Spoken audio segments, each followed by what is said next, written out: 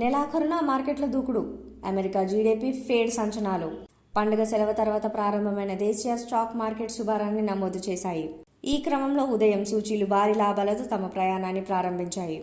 నెలాఖరు కావడంతో పాటు ఈ రోజు ఆర్థిక సంవత్సరానికి నేడు చివరి రోజు కావటం విశేషం.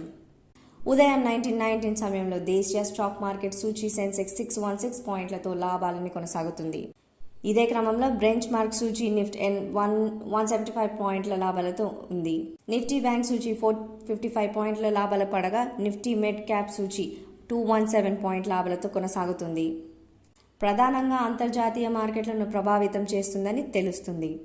మొదటి ట్రెండింగ్ సెషన్లో నేడు మార్కెట్లో మంచి దూకుడిని ప్రదర్శించవచ్చని నిపుణులు అభిప్రాయపడుతున్నారు. 2023లో అమెరికా జీడీపీ అంచనాలు చూస్తుంటే మంద్యం ప్రారంభం కావచ్చని సూచిస్తున్నాయి. యుఎస్ ఆర్థిక వ్యవస్థ ఫేడ్ అంచనాలు చాలా దగ్గరగా ఉన్నాయి. ఈ క్రమంలో 2023 సంవత్సరానికి జీడీపీ అంచనాలు ఫేడ్ 0.4% తగ్గించుకుంది. ఈ ప్రభావం ప్రపంచవ్యాప్తంగా అనేక దేశాలపై పడే అవకాశం ఉందని తెలుస్తోంది.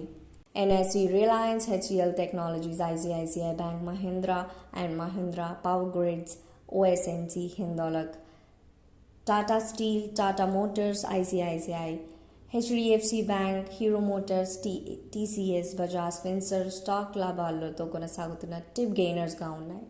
ఈ క్రమంలో సూచీ Asian Paintings, Sun Pharma, ITC Britannia, Divi's Lab stocks మాత్రమే నష్టాల్లో కొనసాగుతూ టాప్ లూజర్గా ఉన్నాయి.